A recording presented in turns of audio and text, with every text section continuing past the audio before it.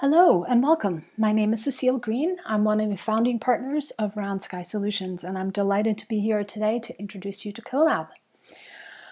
Collab is an integral operating system which addresses the use of power in our work situations. And this set of practices called Collab, when integrated into organizations, creates thriving organizations and individuals. Before I dive into the details of Collab, just a little bit about myself. I've been a social entrepreneur for 25 plus years, and in that time, I've launched nearly a dozen organizations ranging from farms to an online education company. And about 6 years ago, I took my interest in social change and entrepreneurship to the next level with a deep dive into integral theory and individual development.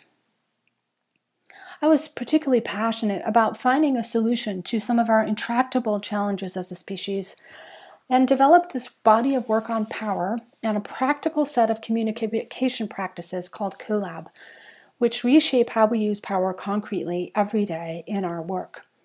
I published this work in a book titled Collaboration That Works, a ruthlessly practical handbook for a generative world. And we provide Collab facilitation training and leadership coaching to resiliency-focused organizations and individuals. As for myself, a little bit of personal background information. I was raised in Istanbul, Turkey for 10 years as a child, came back when I was 13 years old. And I loved growing up in Istanbul, one of the most fascinating cities on the planet, and believe that my time spent in another culture really developed in me a high degree of sensitivity to difference in perspective and power use, which has led to this body of work called Collab. Today, I would like to share Collab through the lens of how it emerged. Over the course of my 25 plus years as a social entrepreneur, I've had the opportunity to work with a great many talented people in organizations that were passionately dedicated to making a positive difference. Some of those organizational experiences were generative and some were not. And this differential really highlighted an assumption that I had, which you could put good people together with good intentions and reliably get a good organization. Reality, however, showed a different picture. Sometimes that happened and sometimes it didn't.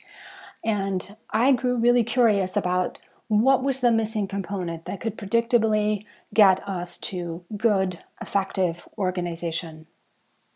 As I dug into my research, I discovered a tremendous amount of data on the cost to organizations and individuals of not operating a good organization. And when I say a good organization, I mean an organization that is doing what it says it wants to do, that has a positive, generative mission that it's working on, and that the individuals in that organization are delivering their best work and doing so happily without negative repercussion to their health.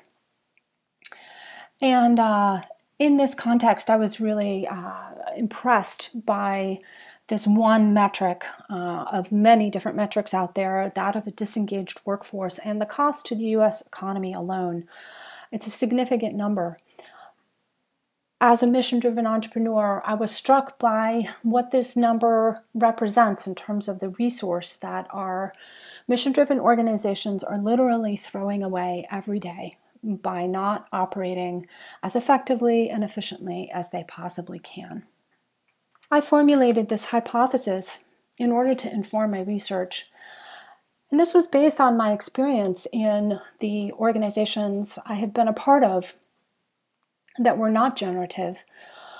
What I observed was that all organizational waste or dysfunction could be traced back to the misuse or the misdistribution of power. So I wasn't entirely sure this was going to show itself to be true, but I knew I had to begin by understanding or defining what power is, what human social power is.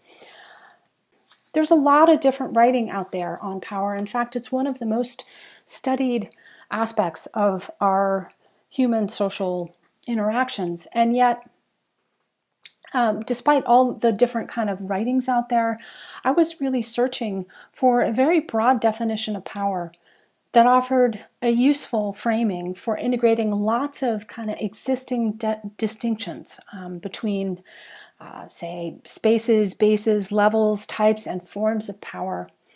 Paul Tillich's definition, which you see up here on the screen, was the one that enabled me to have the broadest definition, including all of the different possible distinctions. And within this, 4 different types of power emerged as operationally relevant. Now, what do I mean by that? I mean that they're actually active every day in our work environments. They impact how we work and the outcomes of that work together. So just briefly, autonomous power is the capacity of any single entity to enact of its own volition. For example, a solopreneur choosing their own logo. The collective power, by contrast, flows from the will of many. An example, several examples might be the power of the mass demonstrations that we have seen blossom over the last few years around the world. Likewise, the power of our democracy to choose a new president. Now, the horizontal axis, implicit and explicit power, represent a essentially difference between an unconscious, assumption-based use of power and an explicit, socially sanctioned forms of power. So the implicit power is the power that flows from our habits, our assumptions. And an example would be the power that a strong personality has to sway a decision, or the power someone has to influence outcomes by not doing something.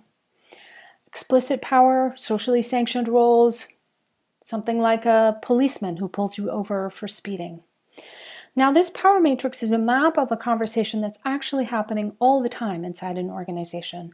And what happens when there's a lack of good process or clarity in each of these poles is that we develop toxicities which don't deliver well in our operational environments. There's a lot more to say about the power matrix, but I was particularly curious about how do we pull these theoretical grand ideas, maps, into concrete daily action. And so I was very curious to find a place where we could get in and surgically operate on power flows. And communication emerged as one of those key points of intervention. All of our work requires that we communicate. It's impossible, actually, to get a single act of work done without communicating. And as I dug into the research on communication, this particular lens around communication struck me as a very useful point of leverage. So every moment of communication contains both content and process. Content being the what, process being the how. Basically, content is the stuff that we get done. The financial reports, the particular business model that we come up with. Process is how we get to that. So these are the practices that we use to get to that content output. Now, interestingly, these two both co-arise. You cannot have one without the other. But frankly, in many, many organizations, content is hyper-focused upon. So we treat content as far more important or relevant than process. Now, this highlighted a tremendous blind spot in our way of communicating as we go about our work and represented, again, that point of leverage that I was looking for to get in and surgically operate on our power flows. As I investigated this lens of processing content in our work environments, I grew curious about what were the conversations that we were already having in order to get our work done. And these 7 different conversations emerged as a comprehensive map of the conversations we have to have in order to get our work done.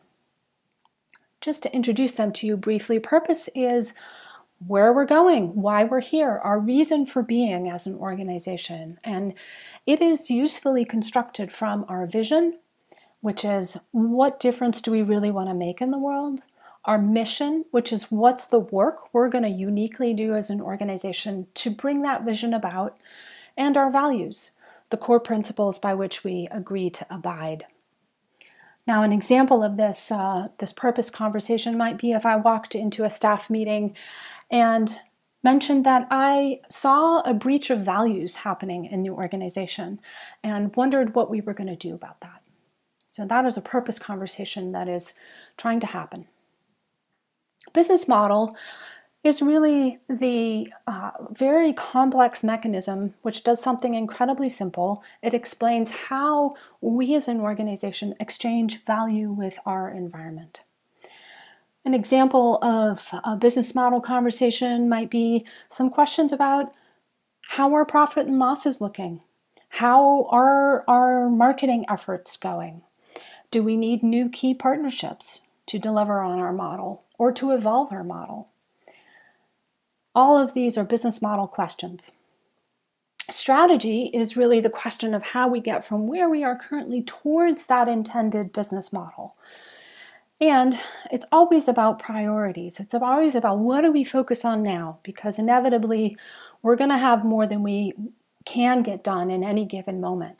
So strategy helps us focus that use of resource, that use of time to get us from where we are towards where we want to be.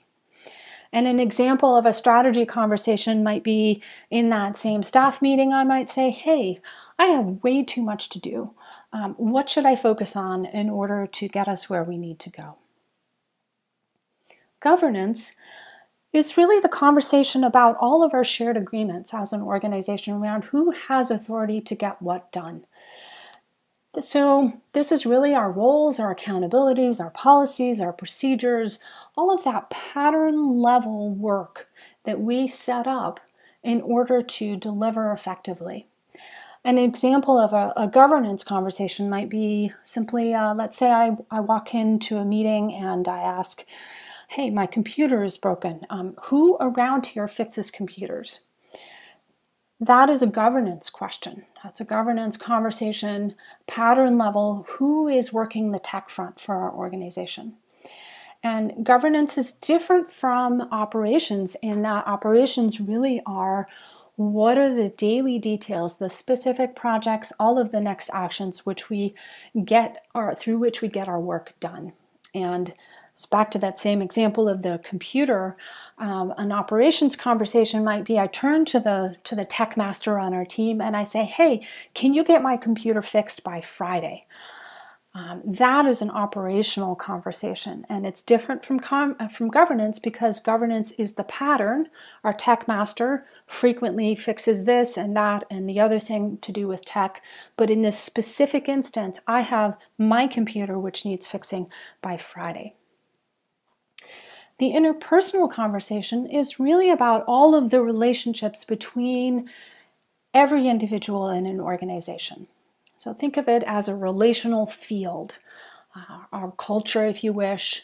An example of an interpersonal conversation that's happening might be I sit down with a colleague and ask them to receive my experience of their emotional volatility during meetings. I might say to them, you know, anytime I approach you with X detail, you seem to react very strongly emotionally, and this undermines our capacity to get our work done.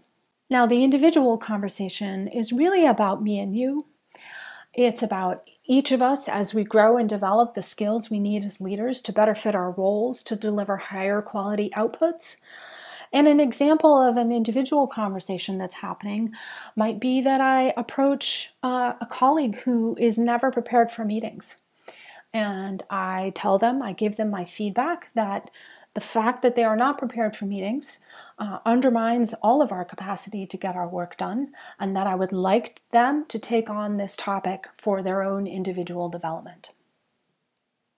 Now, there's some really interesting things that happen when these 7 conversations are seen as unique to each other. So if you recall back to that content and process lens, each of these conversations is different from the next because it requires a different type of process to get to a different type of content output. That is one of the great benefits of being able to see these 7 conversations, is that it enables us to construct effective collaborative process for each of these conversations that includes the requisite perspectives in the organization in a manner that is innovative, agile, and efficient. A couple other things emerge when you see these 7 as different from each other, one of which is often some of these conversations are conflated or confused with each other. Business model and strategy are commonly conflated. They're commonly mixed together. And the trouble with that is that the conversational output we need from our business model is different than the conversational output we need from strategy. Strategy gives us a 1, 2, 3, 4, and 5 set of major initiatives. Business model produces the blueprint that we wish to move towards with those initiatives.